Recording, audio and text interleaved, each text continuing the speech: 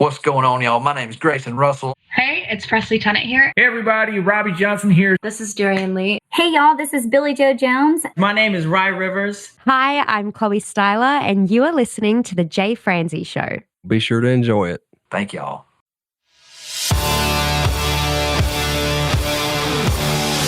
Welcome to The Jay Franzi Show, a behind-the-curtain look at the entertainment industry with insights you can't pay for and stories you've never heard. Now, here's your host, Jay Franzi.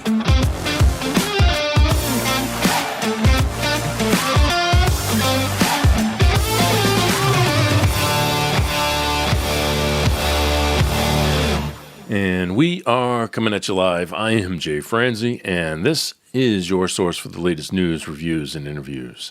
So if you would like to join in, comment, or fire off any questions, please head over to jayfranzi.com. All right, folks. Tonight we have a very special guest with us. We have a very special guest. We have the son of a music icon. We have the son of Harry Chapin. Hailing from the great state of New York, we have Jason Chapin. Jason, sir, how are you? I'm great, Jay. Well, let's go ahead and just jump right in. I know your dad, he had a passion for making documentaries. Is that where your passion for making this documentary came from? Well, yeah, he was making documentaries before he signed his record contract with Elektra Records, and he was making films about boxing. He actually got an Oscar nomination for a film called Legendary Champions, which was the early years of boxing. Really unusual film. And he also did a bunch of commercials. He also did a couple films for the World Bank, one on Ethiopian famine. So I think we can talk about how that had an impact on him later. And he actually was working on a couple films now and then in the middle of his music career because he really enjoyed the craft, and he wanted to make a documentary about his grandfather, Kenneth Burke, who's a pretty well-known person in literary circles. Now, we always say the key to a good song is a good story, and your dad was a master storyteller. So do you feel as if his ability to tell stories helped him when it came to making documentaries? Yeah, and he liked to meet people, and he liked to observe people, and I think that just any given day, he would see something, hear something, and it would be a kernel for a song. And a lot of, different experiences, he would piece together songs. A lot of the songs were semi-biographical, but there are a lot of songs that were also just about my mother. So, some of his love songs were about her. He wrote a couple songs about different family members, which were purely biographical, but, a couple songs that were about him. And he also always tried to have a couple little twists and turns. So there are a couple songs where he told different audiences that it meant one thing, and then he told another audience it meant another thing, and then he told family members it was really about something else. So we're still trying to figure out some of those songs. Now, do you think you'll ever find the truth? Maybe when we meet in heaven. Now, it's my understanding that this is the second documentary. So before we get too deep into this one, can you tell us a little bit about the first one? In 2020, we put out a documentary called Harry Chapin, When in Doubt, Do Something, which was all about his life, his music, and his humanitarian work. And that was the only film that we were really planning on doing. It was well received, and, we were happy to get it out there. But then we were thinking about a couple anniversaries, and one was the 50th anniversary of Why Hunger, an organization my father started in 1975 with Bill Ayers to try and end hunger and poverty. And right around then, we also realized 1974 was when Cats in the Cradle came out, went #1, and so celebrated its 50th anniversary last year. So we started working on a film about that because, believe it or not, there are a lot of people who know Cats in the Cradle, but they don't necessarily know who wrote it, and they've never heard of Harry Chapin. So we're expecting the new film, Harry Chapin, Cats in the Cradle, 50th anniversary, to probably be seen by more people and appreciated by more people because of their connection to the song. Now, you mentioned that people aren't always familiar with the person who wrote the song. Do you ever go out and listen to some of the cover tunes that have been done?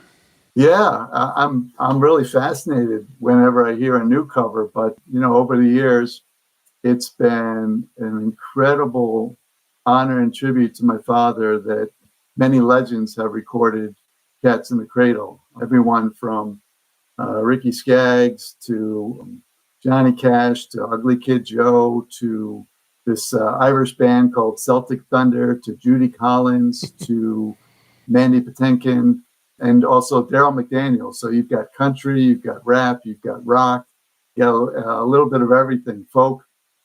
And so it's just one of those songs that connects with a lot of artists and connects with a lot of music lovers. And I don't know who's going to do it next, but we will welcome it with open arms. How do you feel about the Ugly Kid Joe version? Oh, I love it. I was, in my late 20s. When I first heard it, I thought, wow, that's an interesting take. And then I saw it climb the charts and it peaked at number 3. And I thought, wow, a rock version and peaking at number 3. And then it gets even better because the band would perform in the New York area. And my mother went to meet them, went backstage and got to know them. And they were as nice as could be. And then when we were putting together the new film, we reached out to the agent and he put us in touch with Whitfield Crane, and he is the lead singer. And he was all in. He said, what can I do? I wanted help. So he not only did an interview, and it's a big part of the film, but he also gave us a bunch of footage from concerts, and he tours all over. So he was in Europe, and so a lot of fans at his concerts in different countries, different nationalities would talk about their connection to the song. And with people with Russian accents, Finnish accents, Danish accents, talking about that song and singing that song. That's an amazing thing. No, I grew up around the Ugly Kid Joe release, and I really do love it. I absolutely do. It's my style of music. I love the song. But there's something about your dad's version that you can really connect to. You can kind of feel that pain. Yeah, and a lot of people don't know it, but my mother was always writing poetry as an adult. And when my mother and father met, my father was giving her guitar lessons. And my father couldn't stop talking. He would talk about anything with anybody. So instead of really focusing on the guitar lesson, he was always telling my mother, I write poetry. And so he would share some poetry with her. I've got a new song. He would share a new song with her. I don't know how much teaching he was doing, but they really had a connection, a creative connection, because they both liked to write poetry. And my father taught my mother how to write songs because my father was writing songs for a TV show that my Uncle Tom did. It was a children's show called Make-A-Wish that was on Saturday mornings and then Sunday mornings. And so my father was kind of juggling a lot of things, couldn't always finish the homework, get the work done in time. So he was asking my mother to help him. And it's actually my mother who was the one who started the song Cats in the Cradle. And it started as a poem. She showed it to my father. He said, well, that's nice. And then my younger brother Josh was born, and he was looking for some new material. He's working on a new album and digging through the drawer and saw the poem again and said, this has more meaning to me now. And so he converted the poem to a song. And if you look at the single, if you look at the album, it's co-written by Harry and Sandy Chapin. And another thing that's kind of unusual is the song was on the album Verities and Boulder Dash. And it was the third single on the song. And if you think about it, back in the 70s, and, my mother told my father, there's no way this is going to be a single. There's no way that this has hit potential because it's about a father and a son. And back then, hit songs were not about fathers and sons. They were about everything. They were about parties. They were about cars. They were about love. They were not about, a dysfunctional relationship between a father and a son. And sure enough, it worked its way up to number 1. It was your mother's poem that was the inspiration behind the song. But that poem was written about a previous relationship, correct? Yeah. So my mother's first marriage was to Jim Cashmore. And Jim's father was John Cashmore, who was the borough president of Brooklyn. He was heavily into politics. And Jim was his only son. And when my mother married him, she observed, she loved Jim. They got married, of course, but she also loved the personality of Jim's father, John. And she noticed that they had a very distant relationship. She would tell stories about how she'd be sitting at the table and they wouldn't talk to each other. They would talk through Jim's mother. They would talk through Jim's father. And my mother was like the interpreter. And she thought, this is really strange. She just couldn't understand how they were father and son, but they really did not have a close, loving relationship. Yeah, that's unfortunate. I have 3 kids of my own, and I could not possibly imagine not having that relationship with them. Uh-huh. It's funny. I had kids later in life, and I always said if I do have kids, that I would not let something like this happen to me. And here we are, years later, having the conversation about the importance of this song. Now, we mentioned Ugly Kid Joe, and you said that Whitfield, the singer, he did an interview to be part of that documentary. Who else was part of that documentary? Oh, it's a great list. We've got Billy Joel. We've got Robert Lamb, Judy Collins, Manny Patinkin, Daryl McDaniels, and we've got Whit Crane from Ugly Kid Joe, as I mentioned. We've got Dee Schneider from Twisted Sister. He's great. What's the connection there? Well, he's a Long Islander, and we lived on Long Island in Huntington for many years, and he also became a supporter of a food bank my father started in 1980 called Long Island Cares. So he was deeply connected to the organization and became connected to my father's legacy. And so we reached out to him, and he said, I'd be happy to do the interview, and it's great. And then we've got a few other people, DJ Bob Buckman, who's with Sirius XM now, but he was with BAB, big radio station on Long Island. And we've got family members. And then what's really cool is we've got reaction videos. And I didn't really know about reaction videos until a couple of years ago.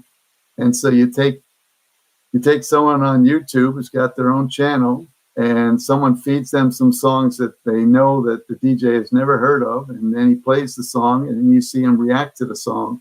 And so you got people in their 20s who have no idea who Harry is. They have no idea about Cats in the Cradle, and they're listening to it, and then the tears start pouring, and you're thinking, wow, this is fun to see people listen to a song for the first time and get their first impressions.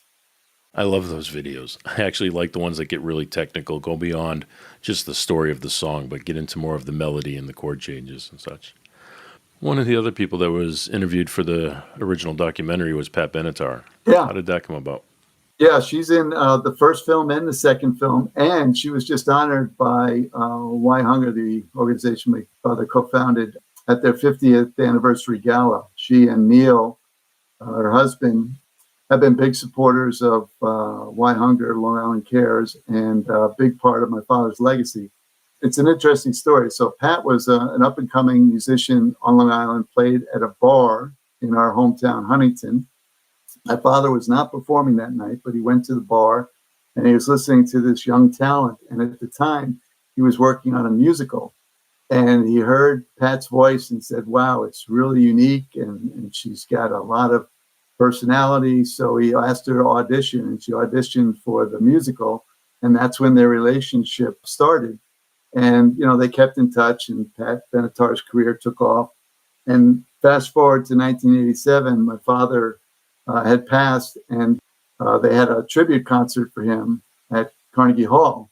And so they asked a bunch of artists to perform different songs, and Pat Benatar asked to perform Shooting Star. And she does a remarkable rendition, and she's performed it in her concerts over the years. And at the Why Hunger fundraiser gala, she performed that, as well as Love is a Battlefield. She really is truly amazing. Yeah. She's one of the best ever. Yeah. But one of the other people you mentioned was Billy Joel, and I know he's been going through some health struggles. So what was it like with him on the set? Well, it was part of the interview we did in 2020. So it wasn't a recent interview. Fortunately, there was an interview he did with Bill Maher and gave an update. And I guess, he still has some balance issues, but he's following doctor's orders and feels okay otherwise. And hopefully he's going to make a full recovery. Well, that's good to hear. You also mentioned Why Hunger. Now, Why Hunger was started by your dad back in 1975, and it still exists today. So can you tell us a little bit about that? Yeah. So I'm going to go back to my mother. My mother, I think she always saw my father hitting the road and doing all these concerts, and then he would come home and kind of not know what to do. And my mother was getting involved in lots of community activities and organizations. And so she started nudging him saying, well, you got to find something to get involved with. And it was right around then that he met Bill Ayers, who at the time was a Catholic priest and had a rock radio show on Long Island. And my father was on the show, and they had a great connection. They had a lot in common, and they started a friendship. And they were both really looking for something that they could work on together. And Bill was instrumental in helping my father understand that he could use his fame and fortune for good. And so kind of motivated him to say, well, I need to do something. And so he started the organization with Bill in 1975 with the lofty goal of ending world hunger. And they really stuck with it. My father did about 100 benefit concerts a year, poured a lot of money into the organization to get it off the ground. And, the thing is, he passed away 6 years later in 1981, and the organization could have folded, but there were a bunch of heroes. My father's manager, Ken Cragen, also managed Kenny Rogers, and Kenny Rogers stepped in, did a benefit concert, and supported one of their programs. It was the Harry Chapin Media Awards. And then, of course, boards do their part. So the boards and staff and volunteers and supporters kept it going. And a lot of other musicians also stepped in. So it's not only 50 years old, but it's growing and it's getting stronger, and it's needed more today than ever before. Wow, that is definitely impressive. And your dad has done so much. And as we talk about your dad, he passed away in 1981. And it seems like he had such a long career, but he was only 38 at the time, correct? Yeah, he was 38. And he got a late start in life. I tell people that, he was not an overnight success. He started in film, and then that kind of petered out. And then he always loved music. He grew up playing music with his brothers, Tom and Steve, and they had their own band, the Chapin Brothers, but they put out an album that didn't sell. And then my father was the opening act for his brothers. His brothers kicked him out of the band, and they rented this place called the Village Gate in the music scene in Manhattan, downtown. And my father opened as a solo artist for a couple nights, and he was horrible. I mean, there were about 4 people in the theater venue, and he said, I got to figure this out. So he put together a band in about a week's time, and he, had a bunch of songs that he had written, and he just decided to go for it. And that attracted Jack Holzman and Clive Davis, and he was in the midst of a bidding war. And next thing you know, he's got a 10-album deal with Elektra Record. And that was when he was almost, I think he was 27. And I think that in 72, he was 30 years old when he had his first hit. And that's pretty old for a musician who's trying to make a go of it. And so he passed away at 38. And so he had done 11 albums in 10 years, did 2,000 concerts, and he did a bunch of other stuff. But yeah, it was a very brief career. It was very brief, but man, he did so much in that time. Why did he get kicked out of your brother's band or his brother's band? He talked too much. He wrote these really long songs that were really weird, and his brothers were going in a different direction. They were playing kind of the soft rock music, and they just thought that they had a vocalist and they had a guitarist, and he just didn't fit in anymore. Do they still play? Yeah, they do something called the Harry Chapin Family Concert. And my Uncle Tom, he's got 3 Grammys, and he's put out a ton of albums on his own. He's a well-known artist on his own, but he also loves playing my father's music, and they performed together for a number of years. My father welcomed him into the band after his career took off, as well as his brother Steve. So they were reunited, did have a happy ending. And after my father died, fans wanted to hear the music, and so they started playing these tribute concerts, and then they started putting together the Harry Chapin family concerts, and it's grown. So it includes my younger sister Jen, Tom's daughters Abigail and Lily, Steve's son Jonathan, and then John Wallace, original bassist. He's in the group, as is Howard Fields, the original drummer.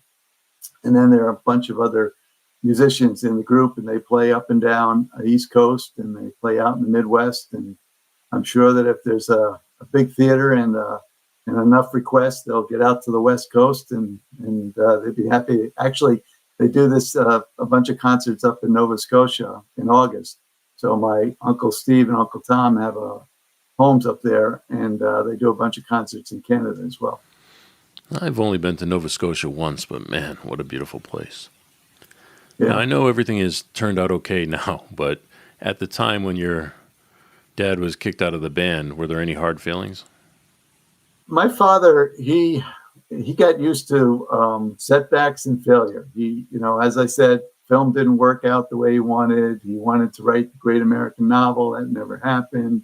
He wrote a lot of poetry and published poetry books, but I can't say they were big sellers. Early on, before he got his record contract, he had some weird dream of becoming an Air Force pilot. So he was actually at the Air Force Academy, and about 6 weeks in, he said, "This is not for me," honorably discharged. And then he said, "I got to go to college." So he went to Cornell, got kicked out, went back to Cornell, got kicked out again. So he was used to failure. He was used to, getting knocked down and getting back up. So no hard feelings. No hard feelings. Well, you mentioned a couple other things. Why did he get kicked out of Cornell? It was a combination of things. He didn't like to go to class. He didn't like to hand in papers, didn't like to show up for exams because he really was into music. And also, frankly, I think he was pretty depressed because he just didn't know what he wanted to do with his life. And he also spent a lot of time at this bar playing pool and making a little money. So it never really connected with him. I think he was highly intelligent, and he got a couple doctorates, but did not graduate from college. Yeah, you'd have to be pretty intelligent to get accepted into Cornell in the first place. Yeah. Now, the other thing you mentioned was he was honorably discharged from the Air Force after only 6 weeks. How does that happen? Well, he told a couple stories about that. He said that, he thought that it would be really cool to fly jets. And then he realized that if you're in the Air Force, you're flying jets, but you're bombing people. And that just didn't work for him. He didn't want to kill people. And so I think, pretty immature when he decided to go, and he didn't really think it through. And also, I think that they were happy to see him go because I think they found that he was a pain in the butt. He was just, complaining and, giving them a hard time. And so fast forward, his music career takes off and he's playing at different places. And he got to play at the Air Force Academy a couple times. And he loved talking about how he was there, he was a cadet, and they kicked him out. And he got to come back and perform, and they would cheer him on. And so it came full circle, and it had a happy ending. Now, I know he was known for doing benefits, but did he ever do any of the USO tours? He did not do USO tours, but my mother's brother, Rocky Gaston, was in the Air Force. So that's pretty ironic.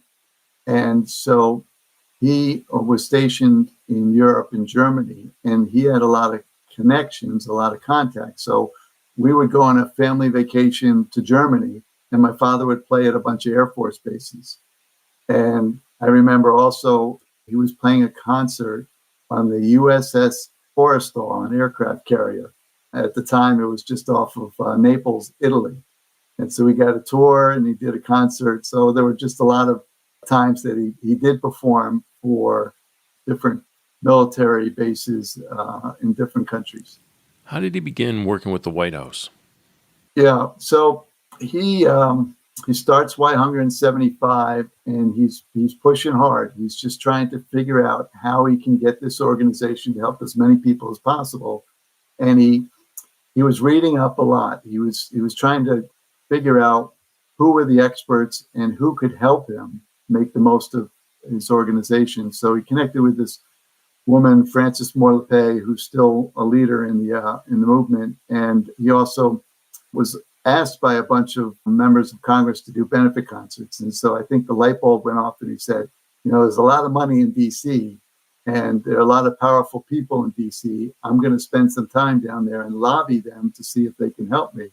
And he was also very good friends with John Denver. And John Denver was very involved in trying to end hunger early in his career. So they would have some conversations. And then Bill Ayers was also involved in the strategy sessions. And my father at the time, he was lobbying everybody.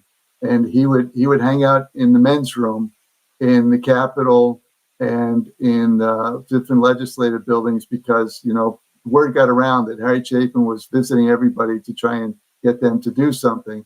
And they started avoid him. So he would hang out in the men's room and try and, pin him down. And so he was trying to pin down Senator Patrick Leahy from Vermont. And not only did he pin him down, but they actually struck up a friendship. So Pat Leahy became his mentor, his guide to kind of navigate through Washington.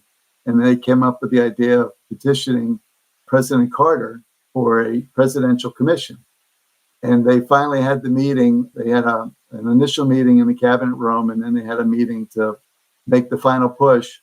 And Patrick Leahy tells a really funny story about how, they start the conversation and President Carter says, well, I think that's a fine idea and let's do it. And then my father heard that, but he couldn't stop talking. He kept giving him more reasons why they should do the commission. And Pat Leahy had to elbow him and said, you already got yes, Harry, don't blow it. Right. Was your dad political at all? He was political. And again, my mother nudged him when we were living in another town on Long Island, Point Lookout, and got him to volunteer for a campaign with a congressional incumbent who was running for re-election. So he was the speechwriter, and they give you about 9 titles as a volunteer. And he was also writing a bunch of literature. So I think that was something that he felt, was challenging, but also worthwhile. And then once he really committed to fighting hunger and poverty, he met a lot of members of the House and Senate and struck up a lot of friendships. Senator Bill Bradley and Representative Ben Gilman and Senator Byron Dorgan and many others. And so they became part of this group that were always talking about politics. But my father also was very proud to say that, he would do benefit concerts for Democrats, Republicans, Independents, anybody, as long as they were on his side trying to end hunger. Yeah. Being a nonpartisan cause, that would make sense anyway. Absolutely. Oh, you got a question in the chat. Were there any other singer-songwriters that your dad looked up to and liked to follow? Yeah. He got to play with a lot of artists. Billy Joel in the first film, the second film, talks about how, they did a lot of concerts. Initially, Billy Joel opened for my father, and then my father would open for Billy Joel. They had a lot in common. Also, my father, through Ken Cragen, had a very good friendship, did a bunch of concerts with Kenny Rogers. And then I mentioned John Denver. They shared the same manager for a while, and they had a good friendship, and I think recognized each other as singer-songwriters and songwriters. And also, my father was, again, trying to raise money for Why Hunger. So he did a concert, and it's on YouTube, and it's called Four Together. It was in Detroit, Michigan, 1977.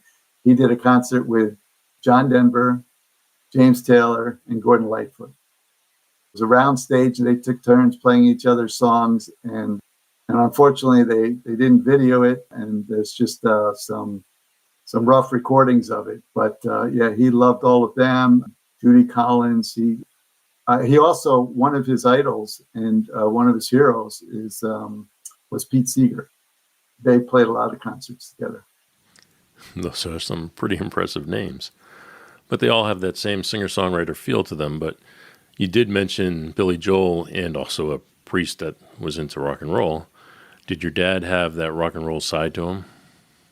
Yeah, most people, if they've heard of Harry Chapin, they know Taxi, they know Cats in the Cradle, and ironically, almost nobody knows that he had a follow-up hit to Taxi called Sequel.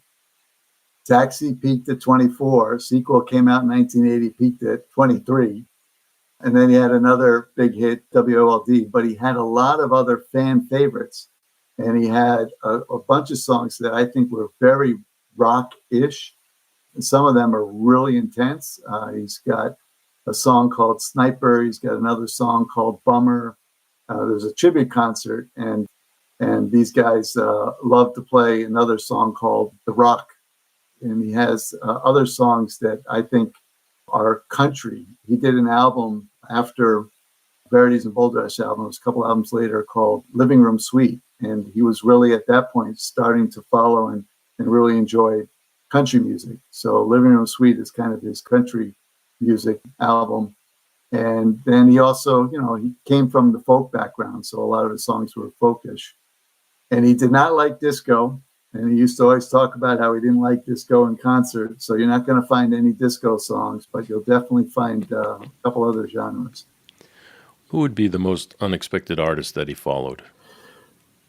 Well, because he was signed with Elektra, he would get a bunch of Elektra artists, and so he listened to their stuff. And I don't know what the wildest thing that he picked on his own, but he had 5 kids, and we all listened to different music.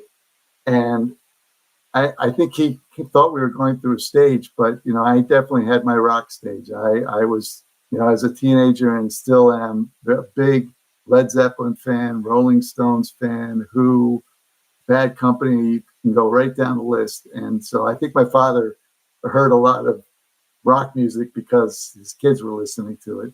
Well, he was able to identify Pat Benatar's talent. Yeah. Yep. You also mentioned Led Zeppelin. What are your feelings now with the reunion?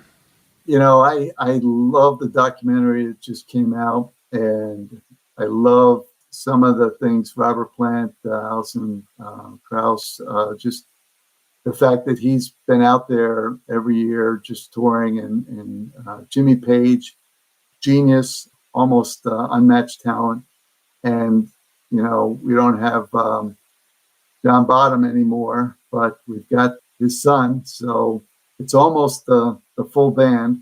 So yeah, I think it's great. Love to see him. I'm sure that they'll sell out. That's funny. Chris Franz was on the show. He's the guitar tech for Jason Bonham's team, and when they came through town, I got a chance to see them, and it was an amazing show. It was the Led Zeppelin experience, and it was just amazing. All right, let's take it back. We mentioned at the beginning that your dad had a love for documentaries. So what inspired you to put this documentary together, and what is your role?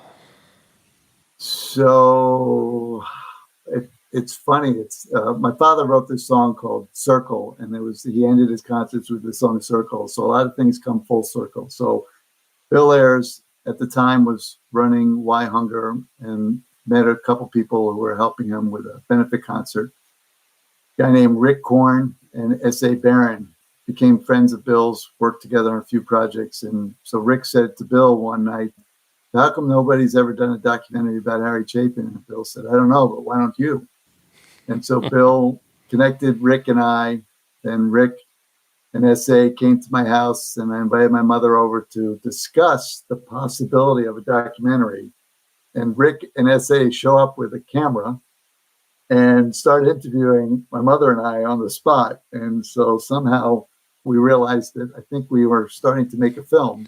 Right. And I had never made a film, don't have a background in film, but I thought it was pretty cool that I'm making a film about my father who had a film career. And then, to be a producer of that film was, a once in a lifetime, but then I was asked to get involved and help with the second film. So here I am, a producer again. And it was also at my mother's insistence that any profits with both films will be shared with the three charities: Why Hunger, Long Island Cares, and a foundation, the Harry Chapin Foundation, which was started after my father passed. That is very cool that your mother's insisting it be done. Yeah. Now, you say you're the producer. So what is the role of a producer when it comes to this documentary?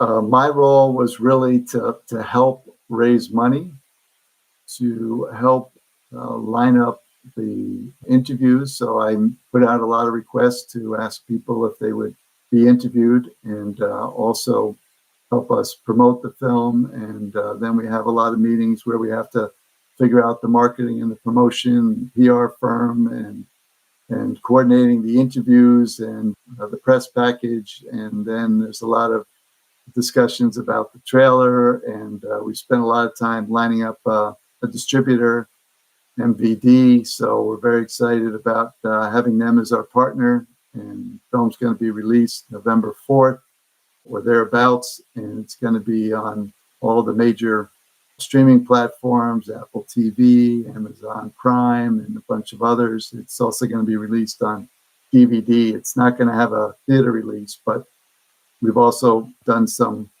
fundraisers where we do a private screening, and it's also going to be in a film festival August 8th. The Long Island Music and Entertainment Hall of Fame is having their first film festival, and Southampton Film Festival. So hoping we can hopefully do well in those and get a little momentum going right up to the release.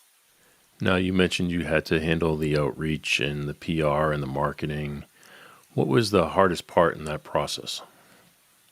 I think fundraising is really hard because typically, everyone's got their own causes, or, they're connected to something. And so you're asking them to give money to a project. And typically, documentaries don't make money. So it's not like if you ask someone to invest in the film that there's a guarantee that they're going to get their money back. But fortunately, incredible generosity. A lot of fans wanted to donate and contribute. And also, we did a lot of, we did GoFundMe, and we also did, some other things to raise awareness. So, a couple hundred people, but each and every one of them is important and contributed to make it possible.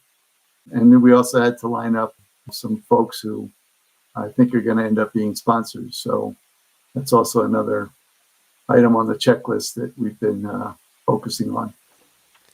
Now, you've mentioned the charities and the organizations that you've had a chance to work with, but those are all based around a cause. Do you find it harder to raise money for a movie?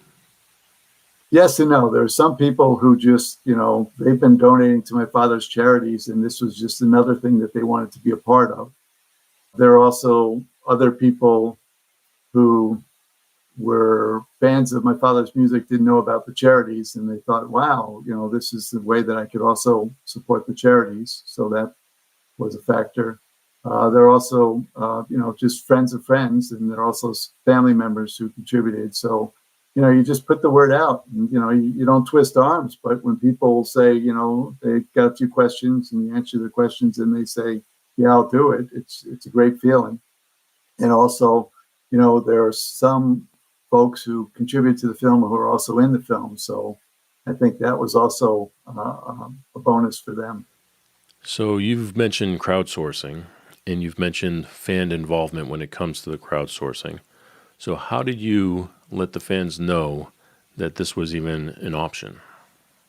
So you have to, go on the social media platforms and get the word out. And we also have some, we've got some large fan lists. So we were doing some e-blasts, and also some of it's word of mouth. And then we put together a website, and we put together a trailer. And so you just keep plugging away and just trying to reach more and more people in different ways. And then eventually you get to the goal, and then you're off to the races. So you mentioned that documentaries don't typically make money, and that the investors may not even see a return on their investment. But earlier you mentioned that your mother insisted on giving the profit to charity. So how can you ensure that this documentary is going to be different and that there's going to be money to give to the charities when it's all over? No guarantees. Again, it's a heavy lift, but the distributors got to make sure that it gets on as many platforms as possible. And also that we've got a PR firm, so they want to make sure as many people know about it as possible. And then, we've got a lot of great musicians, so we will ask them if they can help promote the film. And then we're also going to do, we call them docu-concerts, where we are going to ask some musicians to perform. We're going to show some clips of the film, and they're also going to be fundraisers for the charities. And then we'll also put a lot of information on social media and ask friends and family to share all the content and make sure that all of their networks know about it. And then we cross our fingers. 'Cause when we released the first film, it was during COVID, and we thought that everyone would be dying to see our film. It turns out that there were a lot of other films coming out at the same time, and so there's a lot of competition. But we're also, I think we're pretty confident that a lot of people have heard of the song, and if they see the trailer and they hear some good things, they're going to want to see the film. Now, you mentioned the movie being distributed out to the streaming services. Yeah. How do the streaming services pay you? Is it based on streams, a flat fee, advertising? How does that process work? So I am not a expert, but there are different platforms and different paying methods. So if it's on something like Netflix, then it's basically a cost sharing. They show it, and then a number of people watch it, and then they split some of the money. And then there are also other platforms where there's advertisements. So the advertisers are basically paying for a lot of it, and then sharing some of that. And then there are others where it's basically renting it. So you basically say, okay, I want to watch this film, and you're going to pay whatever it is, $9.99, and then, or you can buy it. And also with DVDs, that's also a profit sharing arrangement. So there are a bunch of different ways that the money comes in, and then you just gotta, wait, because they don't all pay instantly. You have to do all these quarterly and semi-annually statements, and it's all complicated. But that's what the distributors do. They keep track of all that. Yeah, it definitely is a convoluted process these days. But you mentioned the music. Was all of the music in the movie from your dad, or did we have any guest appearances?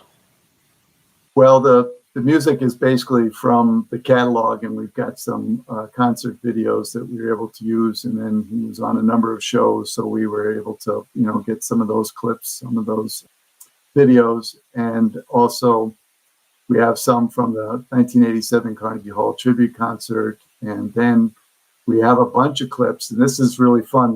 My daughter, Katie, is pretty good with computers, and I asked her a few years ago because I knew there were all these TV shows, movies, commercials that used the song, and I asked her to put together a montage. And it's on YouTube. It's Harry Chapin, Cats in the Cradle montage, and it shows all of the TV shows, everything from Modern Family to some of the cartoons, and then some of the commercials and some of the movies like Shrek, the third, 3, and I saw it in Shrek. So just having a bunch of those clips in the film is a lot of fun, and I think my daughter's, she gets a credit because she put together the montage, and they took some clips out of the montage. Again, very nice. But it's pretty funny to have Cats in the Cradle and The Simpsons. Right. Or Shrek or any of the others. You mentioned having to put together a trailer. Now, as the person who has to be the one to go out and promote the movie, how much say do you have in the final trailer? Close to zero. I mean, basically, that's Rick and SA's domain, but they would send us different versions and ask us what we liked. And, I'm not a heavy editor. I think they're the pros, so I didn't really make a lot of suggestions, but, basically gave them my general thoughts, thumbs up, and it was a wrap. Yeah, I can definitely see why you might not be involved in the editing or the creative process, but I would think you would need to be involved in the overall approval because that's what you're going to use to then market the documentary. Yeah, I mean, if my instinct said, "Oh my God, this is not good," then I would have told them. But I think they did a great job, and I don't think there was anything I could add to it. Yeah, it'd be hard to sell it. Looking back at the documentary and your life itself and the time you spent with your dad, do you have any memorable moments that you could share with us?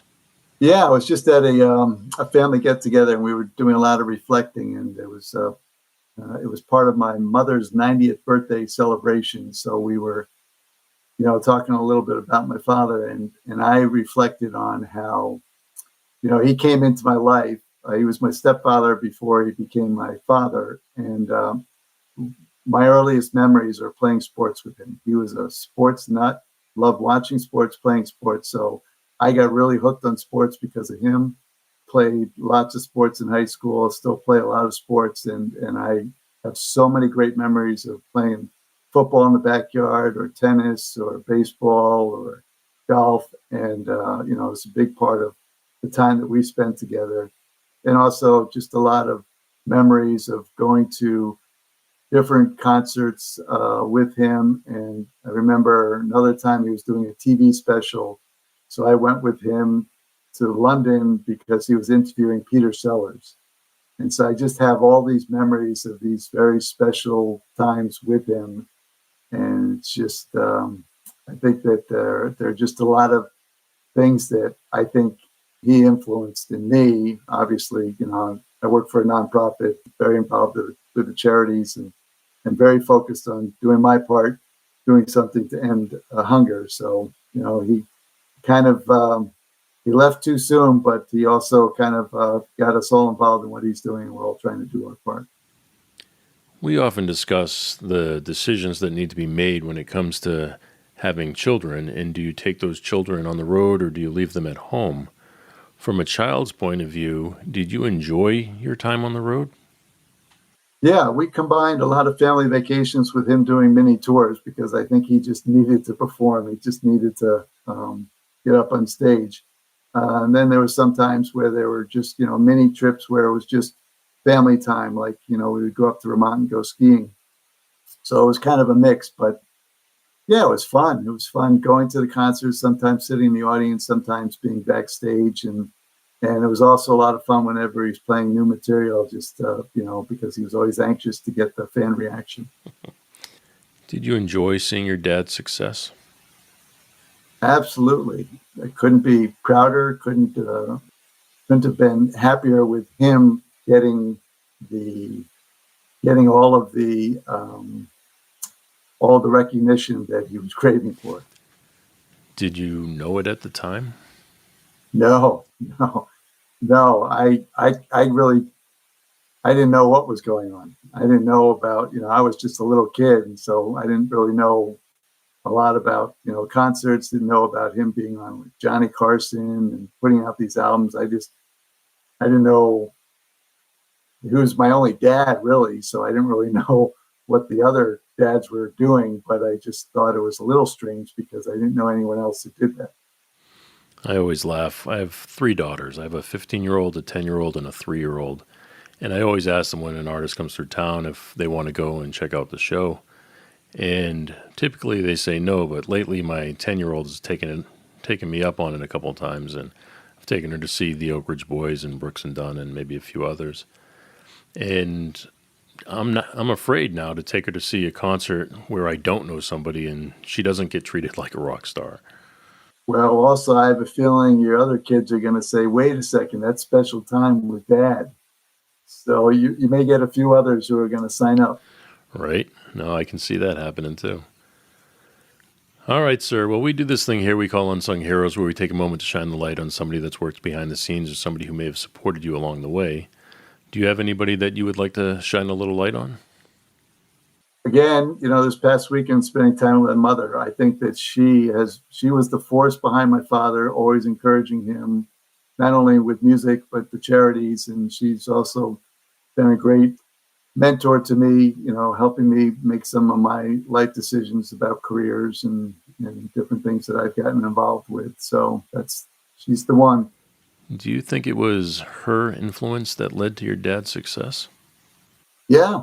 I think that, it was the confidence that she gave him, the encouragement that she gave him, and holding down the fort when he was on the road. I think that he knew she was his rock. He knew that he could go out and do all the crazy things you need to do in that business. And she was going to support him in every way she could. That's pretty cool. She also had to be pretty young when your father passed away, right?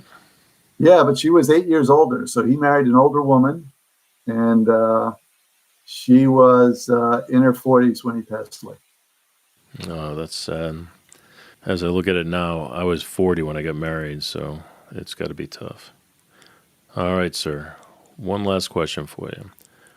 What is your connection to the High Mountain Breezes? So through Peggy Strell in the office, she told me about them and wanting to do a cover of one of my father's songs. And I listened to it. It's fabulous. And I know that I think the album is out or coming out soon. Can't remember, but it's just really happy about that connection. Well, they are not only great people, they are absolutely amazingly talented. Yeah. All right, folks. Well, we have done it. We have reached the top of the hour, which does mean we have reached the end of the show. And as we say here, if you've enjoyed the show, please tell a friend. And if you have not, well, tell two. You can reach out to both of us over at jfranzi.com, and we will be happy to keep this conversation going. All right, sir. With that said, I would like to leave the final words to you.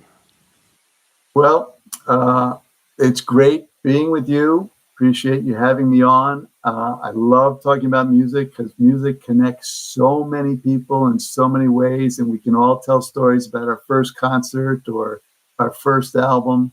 And my daughters just gave me a record player for my birthday, so I'm building up my vinyl collection again. And also, I love having the opportunity to also talk about my father's credo, which is when in doubt, do something. We need people to get involved, whatever their cause is, whatever their passion is. We need more people to help those who need help and to get other people involved because we haven't figured everything out and we got a lot of needs and we got a lot of people who are hurting. And so if you can help people, please do so. You keep doing it. Every time you say something, there's something else I want to know. First concert, first album. First, obviously my father's albums were my first albums, and then he would bring home some. So it may have been, James Taylor, first one that he brought home that I listened to. Could have been John Denver, but first major concert I went to was Foreigner at Madison Square Garden. Not too shabby. The original singer is supposed to be joining the band again. Lou Gramm. We'll actually have an original member back in the band. Hey, if the Stones are going strong with their 60th, and that's the thing. These guys live forever, so why not get out there and perform? All right, folks. On that note, have a good night. Thanks for listening to The Jay Franzi Show. Make sure you visit us at jfranzi.com. Follow, connect, and say hello.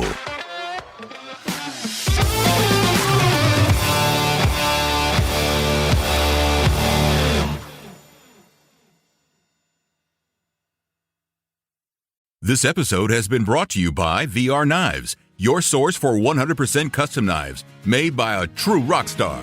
So, if you're in the market for a new piece of art, reach out to VR Knives. 407-421-5528. 407-421-5528.